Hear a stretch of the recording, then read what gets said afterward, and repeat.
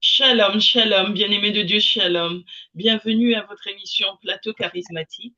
Ce soir, je reçois pour vous l'apôtre Samuel Kwesi qui vient nous parler de la prière pour l'évangélisation. Et nous sommes à la 94e édition de cette émission. Bonsoir, apôtre. Bonsoir, c'est Dieu, Rebecca Martin. Comment allez-vous? Ça va, je vais bien par la grâce de Dieu. Et vous-même? Oh, ça va, Dieu fait grâce. Amen, amen. Mhm. Eh bien, écoutez, nous allons donc prier pour nous mettre en communion avec l'Esprit de Dieu. Amen. Amen. Seigneur, nous prions le Seigneur. Éternel, Nous te prions, Père, te confions ce moment. Nous prions de nous assister, nous prions de nous conduire, de nous diriger dans ta parole. Que toute la gloire te revienne, ton nom soit célébré, ton nom soit loué, ton nom soit exalté. Gloire et honneur te soient rendus au nom puissant de Jésus. Nous prions de nous éclairer par ta parole, nous prions de nous édifier par ta parole. Toute la gloire et l'honneur te soient rendus au nom de Jésus. Amen. Amen. Eh bien, je vous laisse la parole, apôtre. Ok, merci, servant de Dieu. Que Dieu bénisse son peuple, qu'il éclaire son peuple ce soir par la parole. Amen. Amen, amen. Alors, nous parlions autrefois de l'évangélisation, mais précisément de la Pâque. Nous avons fait un lien avec le message de l'évangélisation. Nous avons fait un lien, nous avons parlé du message de l'évangélisation, l'évangile. Dans l'évangile, qu'est-ce qu'il faut prêcher? Voilà, qu'est-ce qu'il faut prêcher dans l'évangile? Voilà, plutôt, c'est quoi l'évangile? C'est quoi le message de l'évangélisation? Donc, ça fait quelques semaines que nous parlons de cela. Amen. Et le mercredi dernier, nous avions fait un lien avec le message de l'évangélisation, qui est l'évangile. Nous avons fait un lien avec Jésus-Christ. Nous avons dit que Jésus-Christ, c'est lui qui est la Pâque. C'est Jésus-Christ qui est appelé la Pâque. Et l'évangile, c'est prêcher Jésus. L'évangile, c'est parler de Jésus-Christ. L'évangile, c'est parler de Jésus-Christ, qui est la Pâque. Et nous avions donné un passage pour mentionner que c'est Jésus-Christ, voilà, qui est la Pâque. Je crois que nous avons vu cela dans 1 Corinthiens, chapitre 5, verset 7. On pourra relire 1 Corinthiens, chapitre 5, verset 7. Et après cela, nous allons continuer. 1 Corinthiens, chapitre 5, verset 7. Où l'apôtre Paul parlait. Je ne sais pas si vous me recevez bien. Hein? Oui, je vous reçois. OK. Alors, Donc, je 1 lis Corinthiens. la parole de Dieu. Amen. Purifiez-vous donc du vieux levain afin d'être une pâte nouvelle, puisque vous êtes sans levain. En effet, Christ, notre agneau pascal, a été sacrifié pour nous. Amen. Voilà. Amen. Donc ici, il est question de l'agneau pascal. Voilà, de l'agneau pascal. Mais vous voyez ici que Jésus, plutôt l'apôtre Paul, il parle du vieux levain. Donc s'il y a le vieux levain, ça veut dire il y a le nouveau. S'il y a le vieux levain, il y a le nouveau levain. Alors, on parle de l'Ancien Testament et du Nouveau Testament. Amen. Amen. L'Ancien Testament, c'est-à-dire qu'il y a ce qui est ancien et il y a ce qui est nouveau. Donc, quand Jésus est venu, il a apporté ce qui est nouveau. Quand Jésus est venu, il a apporté donc ce qui est nouveau. Et quand le nouveau est là, on ne doit plus faire comme l'ancien. On doit plus bon, comment je peux dire cela? On ne doit plus fonctionner selon l'ancien. Mais par l'ancien nous donne euh, l'ancien, c'est l'ombre. Et ce qui est nouveau, c'est la réalité. Ce qui était fait dans l'Ancien Testament est appelé l'ombre de la réalité, donc de ce qui allait se faire. Et c'est la réalité qui est appelée nouveau. Donc ici, Paul parle du vieux levain. Hein? Il dit de faire disparaître ce qui est vieux, le vieux levain, afin d'être quoi? Une pâte. Une pâte nouvelle. Une pâte nouvelle. C'est un peu pareil quand la parole de Dieu, si quelqu'un est en Christ, il est une nouvelle créature. Donc, le message de l'évangile, qui est Jésus-Christ, qui est la Pâque. Donc, la manière de faire la Pâque ne doit pas être pareille comme l'ancienne Pâque. La manière dont Israël, le premier-né du Seigneur, le premier-né de l'Éternel faisait la Pâque. Ça, c'est l'ancien. Ouais, c'est-à-dire que c'est le vieux levain. Mais c'est le vieux levain. Il y a le nouveau levain. Et c'est ce que Jésus a enseigné à ses disciples en disant qu'il doit manger sa chair et boire son sang. Parce que c'est lui qui est la Pâque. C'est lui, Jésus, qui représente la Pâque. Et donc, Israël faisait cette Pâque-là de façon physique. Voilà, comment je peux dire? Ils immolaient chaque année un agneau d'un an sans défaut. Et Dieu même leur avait donné la recommandation de faire cela chaque année. Donc ça, et c'était chaque année. C'était l'ombre de la réalité. Alors, dans la réalité, c'est Jésus qui a la Pâque. C'est Jésus qui est notre Pâque, selon 1 Corinthiens 5, verset 7. C'est Jésus qui est notre Pâque. Et si on a Jésus, ça veut dire qu'on a la Pâque. On a la Pâque. Quelqu'un qui a le Saint-Esprit, la parole de Dieu dit, l'apôtre Paul disait ceci, Galates 2, verset 20. Il dit, c'est Christ qui vit en moi. Bon, si Christ vit en lui, c'est pas que c'est à chaque année que Christ ressuscite dans sa vie, qu'il y a un jour spécial où Christ ressuscite, et à part cela, les autres jours, Christ est mort. Non, il dit Christ est en lui. Christ est en lui à tout moment.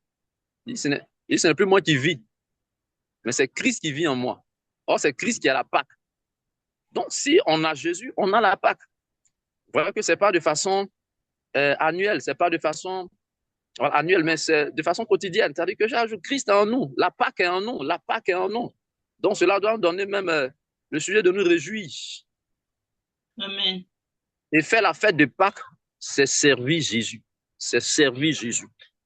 Et servir Jésus va seulement parler de Jésus. C'est cela qui est l'évangile. C'est ce qui est la prédication de la croix. On parle de donc Christ qui est le centre de la parole de Dieu, qui est le centre de toute la parole de Dieu. Il est le centre, c'est-à-dire que Jésus-Christ. Amen. Amen. Il y avait une ancienne manière de recevoir le pardon des péchés. Le pardon des péchés. Israël faisait, nous parlons toujours du message de l'évangile. C'est-à-dire que c'est quoi l'évangile? Pourquoi est-ce que l'évangile, c'est de Jésus-Christ qu'on doit parler? C'est basé sur Jésus-Christ. Jésus-Christ. Et l'apôtre Paul dit que nous prêchons Christ crucifié. Nous prêchons Christ non crucifié. Donc, le message de l'évangile, c'est Jésus-Christ. Jésus-Christ est le message. Jésus-Christ est l'évangile. Jésus-Christ est le message de l'évangile. Alors, parce qu'en fait, Jésus-Christ est appelé la parole de Dieu. Alors, donc, je disais, on va terminer avec cela. Donc, je disais que il y avait une ancienne manière de recevoir, d'avoir le pardon des péchés, qui était par le sacrifice des animaux. Voyez-vous? On va lire Luc chapitre 24, le verset 46 au verset 47. Donc, quand Jésus est venu, lui qui est la réalité de la parole de Dieu, la réalité des sacrifices des animaux qui étaient faits par Israël, le premier-né du Seigneur, pour avoir le pardon de leurs péchés. Lorsque Jésus est venu, qu'il est mort, mais déjà, voici ce que la parole de Dieu, Luc 24, verset 46 au verset 47. Alors, je lis la parole de Dieu. Et il leur dit, ainsi il était écrit, et il fallait que cela arrive, que le Messie souffrirait et qu'il ressusciterait le troisième jour, et que la repentance et le pardon des péchés seraient prêchés en son nom à toutes les nations, à commencer par Jérusalem. Amen. Ok, amen. Ok, ici, nous voyons ici c'était après la mort et la résurrection de Jésus. Lorsque Jésus est ressuscité, il a apparu aux disciples. Il s'est montré à ses disciples après sa résurrection. Et c'est lors de cette apparition que Jésus a donné ses paroles aux disciples. Mais un peu au verset 44, Jésus va dire précisément, c'est là ce que je vous disais lorsque j'étais encore avec vous. qu'il fallait que s'accomplisse tout ce qui est écrit de moi dans la loi de Moïse, dans les prophètes et dans les psaumes.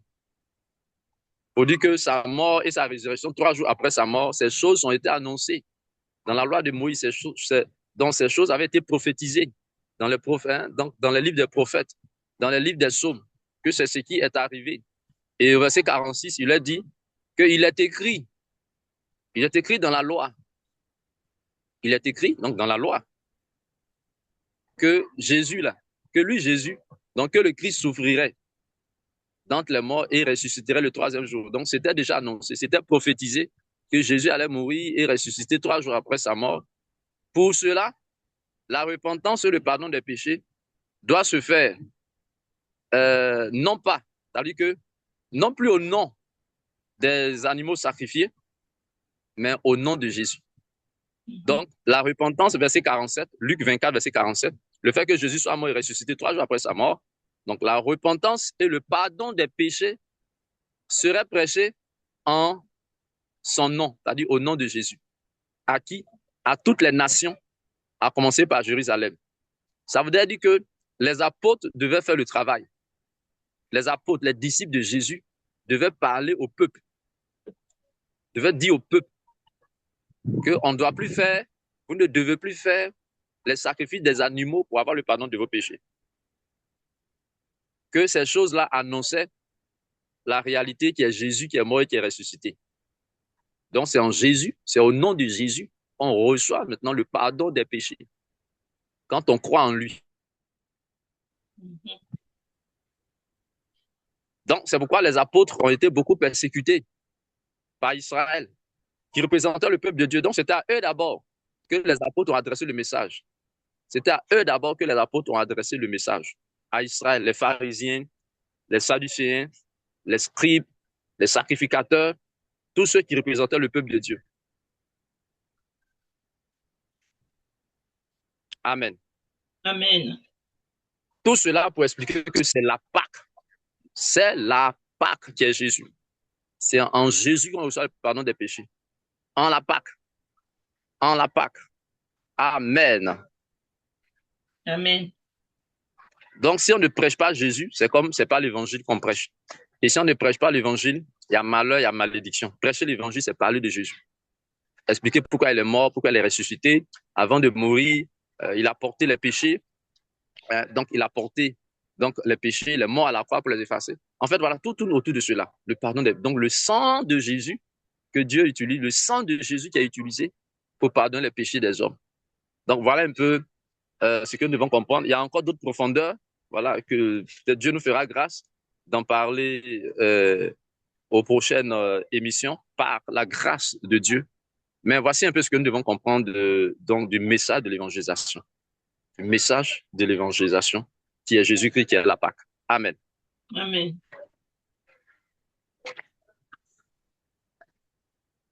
Donc là, on peut comprendre que l'ancienne manière, que le vieux levain, la vieille manière, l'ancienne manière de recevoir le pardon des péchés, c'était quoi? Le sacrifice des animaux. Est-ce que vous voyez? Donc, si dans ce domaine, pour le pardon des péchés, on peut dire cette ancienne manière, c'est le vieux levain. C'est le vieux levain. Il fait disparaître le vieux levain. L'ancienne manière. Il faut maintenant adopter la nouvelle façon de faire, recommandée par Dieu, son fils Jésus. Donc, qui était parmi Israël, qui était parmi le peuple de Dieu. Jésus qui l'a donné à Israël d'abord. Donc, Israël devait accepter Jésus, devait croire en Jésus pour avoir la vie. Amen. Amen. On peut ajouter un dernier passage, Jean 5, verset 24. Jean chapitre 5, verset 24. Je crois que nous l'avions lu à l'émission dernière. La dernière émission, nous avons parlé de cela. Où Jésus disait, en vérité, celui qui écoute ma parole et qui croit en celui qui m'a envoyé a la vie éternelle. Dit a la vie éternelle. Ouais. Et puisqu'il a la vie éternelle, Jésus dit, il ne vient point en jugement. Il dit, et ne vient point en jugement parce qu'il est passé de la mort à la vie. Jean 5, le verset 24, parce qu'il est passé de la mort à la vie. Amen, amen. Donc, ça veut dire que ceux qui n'ont pas écouté Jésus étaient dans la mort. C'est-à-dire qu'avant que Jésus ne vienne, ils étaient dans la mort. Tout le peuple de Dieu était dans la mort. Tous les pasteurs étaient dans la mort spirituelle. Amen. Or, ils représentaient le peuple de Dieu. Hein, et tous, ils étaient dans la mort. Il n'y avait pas un qui n'était pas dans la mort. Et tous étaient dans la mort. Et tous étaient dans la mort. Et quand Jésus est venu, il fallait écouter Jésus pour avoir la vie. Il fallait écouter Jésus pour avoir la vie. Amen. Amen. C'est pourquoi il leur a dit, ah, celui qui écoute ma parole et qui croit en celui qui m'a envoyé, a la vie éternelle. A la vie éternelle. C'est-à-dire qu'avant que cela ne se fasse, ils étaient dans la mort. C'est-à-dire qu'ils sont dans la mort. Ils écoutent Jésus. Ils croient en celui qui a envoyé Jésus. Il dit quoi? Oh, celui-là a la vie éternelle. Il dit celui. C'est mis au singulier. Hein, au singulier. De façon singulière. Il dit celui. Celui. Parmi vous tous, celui qui écoute ma parole. Donc ceux qui ne vont pas écouter, ils vont rester dans la mort. Ceux qui vont écouter, celui qui va écouter, il reçoit la vie. Il dit à la vie éternelle. Amen. Amen. Nous allons prier, servant de Dieu. Amen. Par rapport au message de l'évangile. Amen, amen. Qui est Christ, qui est la Pâque. C'est de la Pâque qu'on doit parler. C'est de Jésus on doit parler. Amen. Et vous savez quoi? Jésus est appelé la parole de Dieu. Donc, on ne peut pas parler de la parole de Dieu sans parler de Jésus. Il est appelé la parole de Dieu. Amen. La Amen. parole de Dieu.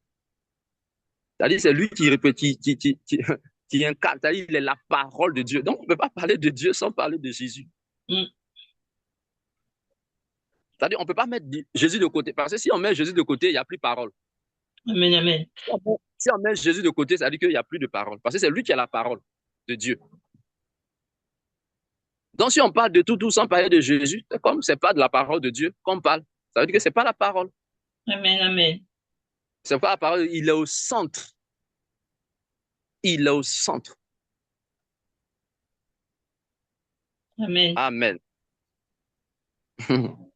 Disons merci au Seigneur pour la parole. Amen. Qu'il aide son peuple que nous sommes, qu'il aide l'Église, qu'il aide ses serviteurs, qu'il aide ses servantes. Concernant l'évangélisation, le message. C'est pourquoi Paul disait, nous prêchons. Il dit même pas nous prêchons la Bible, nous prêchons. Il dit nous prêchons Christ crucifié. Amen. On prêche Christ crucifié. Parce que prêcher Christ crucifié, c'est comme c'est toute la parole. Nous prêchons Christ crucifié. Prions ainsi, prions pour le peuple de Dieu, prions pour ses serviteurs, prions pour nous. Seigneur, nous te disons merci pour la parole. Nous te rendons grâce pour la parole. Nous demandons de faire grâce à ton peuple, à tes serviteurs, à tes servantes. Concernant, Seigneur, la compréhension de l'évangile qui est Christ, Christ qui est la Pâque. C'est de Christ qu'on doit parler. Merci Père, merci très haut. Nous te bénissons. Nous prions d'éclairer ton peuple, d'éclairer tes serviteurs sur le message de l'évangélisation. Sur le message de l'évangélisation. C'est Christ crucifié que nous devons annoncer, que nous devons prêcher. C'est pourquoi l'apôtre Paul le disait, Galates chapitre 1, le verset 8, le verset 9. Il dit, quand même, nous-mêmes ou un ange du ciel annoncerait un autre évangile que celui que nous vous avons prêché, qu'il soit anathème. L'évangile que nous avons prêché, c'est Christ. C'est Jésus. C'est Christ. Crucifié. Jésus. Mort à la croix. Jésus. Mort à la croix. Jésus. Mort à la croix. Et là se trouve ta puissance. Et Paul le disait, 1 Corinthiens chapitre 1, le verset 18. Car La prédication de la croix, là, c'est une folie pour ceux qui périssent. Mais la puissance de Dieu pour nous qui sommes sauvés. Pour nous qui sommes sauvés. Merci de donner à ton peuple, à tes serviteurs, de ne pas se détourner de l'évangile. À ceux que tu appelles à annoncer l'évangile, à comprendre l'évangile, à comprendre c'est quoi l'évangile, et à ne pas se détourner de l'évangile, à ne pas prêcher autre chose que l'évangile, qu'ils prêchent l'évangile pour le salut de quiconque croit, pour le salut de quiconque croira, pour le salut des âmes. Merci Seigneur de ce que par cette émission, tu éclaires et tu éclaireras la lanterne de ton peuple et de tes serviteurs, de tes servantes. Au nom de Jésus, merci pour la lumière, pour l'éclairage que tu apportes, que tu donnes à tes serviteurs concernant le message de l'évangile, la prédication de la croix, le ministère de la réconciliation, la bonne nouvelle, la Pâque, Jésus-Christ que tu es. Merci pour cette émission. Amen. Amen. Amen, amen. Eh bien, écoutez, apôtre, je vous remercie pour cette belle émission que nous avons fait ce soir. Je À remercie. Dieu la gloire. Amen. Je remercie aussi tous les téléspectateurs de nous avoir suivis ce soir. Et puis, je vous dis à très bientôt. À bientôt, servant de Dieu. Soyez bénis. Amen. À vous pareillement. Shalom. Amen. Shalom.